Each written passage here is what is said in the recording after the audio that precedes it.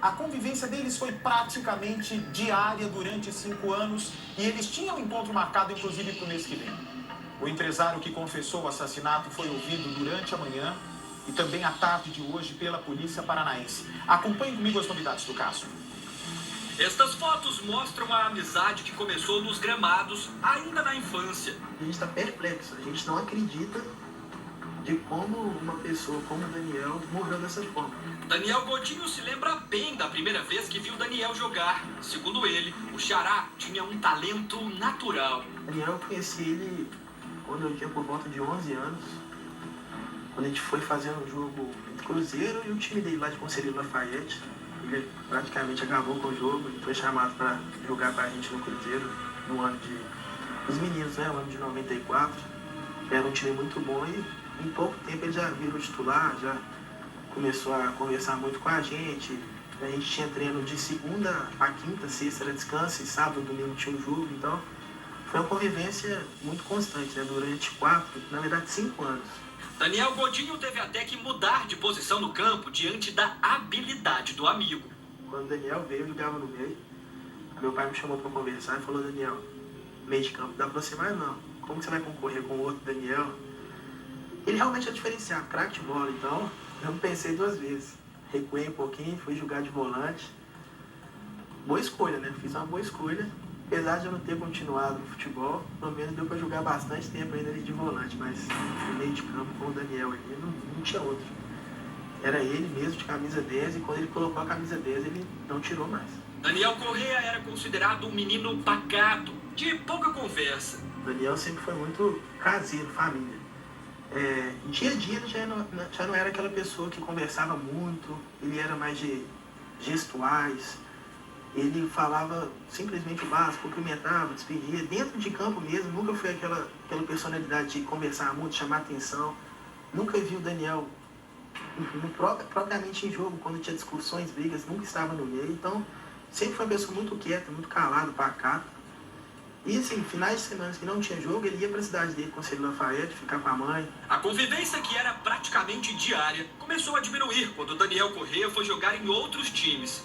Mesmo assim, os jogadores do time do Cruzeiro de 1994 estavam sempre em contato. A gente sempre manteve um grupo de todo o time do ano de 94, no qual a gente conversava até hoje, na verdade. Podemos dizer que eram amigos, sim, porque querendo ou não, apesar da distância, a gente conversava ainda muito referente a futebol, a época que a gente jogava junto. Daniel Godinho acompanhou a carreira do amigo, que se destacou pelos times onde passou.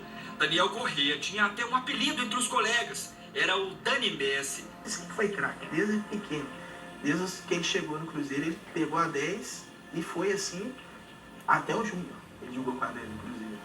E quando subiu pro profissional, ele foi, antes na verdade de subir pro profissional, né, que foi pro Botafogo. E lá continuou como um 10 clássico também. Até que tinha um apelido lá de Dani Messi, né? Mas aqui pra gente vê um 10 clássico muito tranquilo. O corpo do jogador Daniel Correa Freitas foi encontrado no último dia 27 numa estrada de terra em São José dos Pinhais, na região metropolitana de Curitiba. Na noite anterior, ele teria participado da festa de 18 anos de Alana Brits. Depois da comemoração numa boate, Daniel e outros convidados foram para a casa de Alana para um after, como mostram essas imagens. Mas no início da manhã, Daniel teria entrado no quarto da mãe de Alana, Cristina Brits. Ao perceber que ele estava na cama com ela, Cristina teria começado a gritar. Os gritos foram ouvidos pelo marido Edson Brits, que arrombou a porta e começou a agredir Daniel. Uma testemunha conta como a confusão começou. De repente a gente escuta socorro, socorro, socorro, socorro. Quem estava gritando?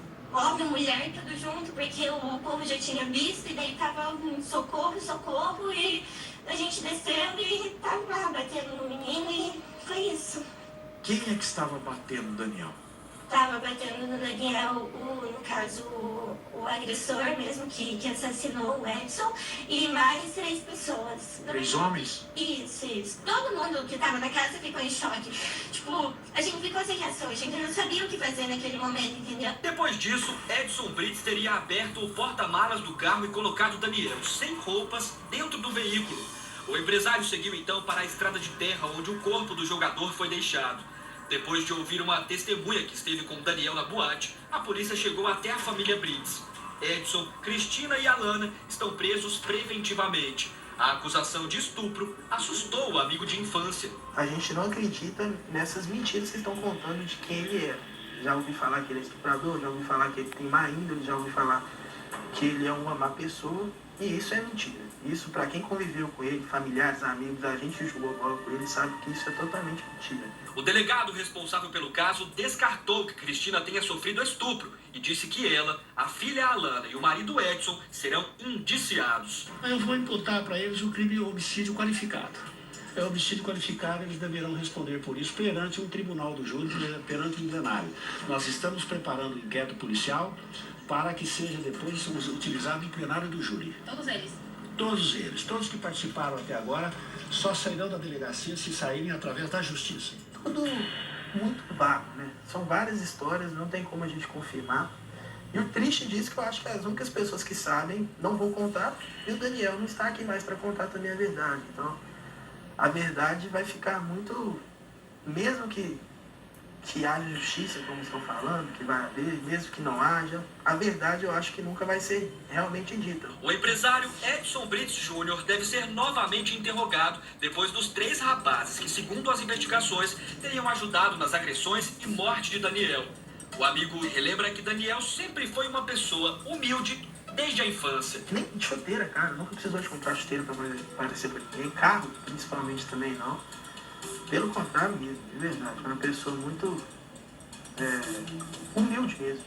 Tanto por dentro e tanto por fora também, demonstrando para as pessoas. Nunca quis ser mais do que ninguém. O time de 94 tinha um encontro marcado para o mês que vem e que agora ficará sem a presença de Daniel Corrêa. Isso dói, isso é algo que vai lá no fundo, porque foi a última frase que ele falou no nosso grupo. Foi exatamente isso. Em dezembro eu estarei aí para a gente fazer nosso churrasco, jogar nossa bola e se reencontrar. Infelizmente, dezembro agora ficou bastante distante, né? Muito bem, vamos agora ao vivo, portanto, até São José dos Pinhais, lá no Paraná, com o Daniel Santos, que tem as atualizações todas desse caso, o depoimento do Edson hoje, crucial para decisão próxima aí do promotor e do delegado. Boa tarde. Boa tarde, Mate, boa tarde para quem está acompanhando o Cidade Alerta em todo o país. 5 horas de interrogatório, Mate, 2h30 de manhã e outras 2h30 agora à tarde, né? 2h30 e mais. Esse interrogatório ainda continua. A gente tem essa informação, estamos aqui acompanhando a movimentação dos colegas de imprensa que estão aqui na porta da delegacia, esperando a saída de advogado de defesa, do promotor que está atento, acompanhando passo a passo. Para você ter uma ideia, Bate, você, Percival, quem está aí acompanhando o Cidade Alerta, o promotor pediu uma licença especial da promotoria aqui em São José dos Pinhais. Durante toda essa semana ele está licenciado para se dedicar exclusivamente a esse caso. Está acompanhando todos os detalhes, ponto a ponto do interrogatório, para aí, claro, já sinalizou ontem que vai oferecer denúncia contra a família Brites e contra os jovens David e Igor, o amigo dele, e também o Eduardo, que teriam participação ativa tanto no espancamento quanto no evento Morte em meio à plantação de pinos. Um dos questionamentos que está sendo feito nesse momento, Bate, é sobre o encontro. Que encontro é esse no fim de semana em que o Daniel foi morto e que a família Brites acabou provocando num shopping aqui de São José dos Pinhais com uma das testemunhas que teria sido coagida para que eles formassem o que nós estamos dizendo já desde a semana passada, um elo, ou seja, uma versão única. Todas as 10 pessoas que estavam na casa teriam que falar uma única linguagem, que na verdade o Edson teria estourado a porta depois de ouvir a sua mulher gritando, pedindo socorro, a Cristiana, né, que estaria gritando para pedir socorro. Só que essa versão não colou, essa testemunha saiu aqui de São José dos Pinhais, se sentiu ameaçada, foi para São Paulo e aí deu entrevista para a Record TV, procurou advogado e a polícia então começou a confrontar essas versões. Uma outra questão que a gente tem para passar em primeira mão aqui no Cidade Alerta, Pati, onde estão as câmeras de segurança da casa do Edson Brites? A gente descobriu com moradores da região, essa informação já está aqui com a polícia, que Edson Brites teria, com a ajuda de 2 jovens, arrancado 2 câmeras de segurança, que elas ficavam no portão e também no muro do lado esquerdo da casa do Edson Brites. estavam cruzadas essas câmeras de segurança. E uma terceira câmera, Bate, que estava montada na casa, mas que gravaria toda a frente, o terreno que está em obras e também o portão. Seriam pelo menos 3 câmeras de segurança. Essas câmeras sumiram. E detalhe, Bate, não foi o equipamento de gravação, as imagens que sumiram, não. Foram as câmeras mesmo que sumiram. Os cabos, o HD, o computador que grava essas imagens e até o monitor. Ninguém sabe até aqui. É um dos questionamentos que o delegado que está presidindo esse inquérito, que toda a equipe nesse momento também está fazendo a Edson Brites. Mais de 5 horas e pelo que a gente está observando aqui da movimentação, o bate parece estar longe de terminar. Obrigado, Daniel, pelas informações aí direto do Paraná. É o seguinte, ainda falta o depoimento dos 3 rapazes que podem vir a ser também indiciados como coautores desse assassinato. O advogado desses 3 homens conversou conosco, veja só. Qual é a condição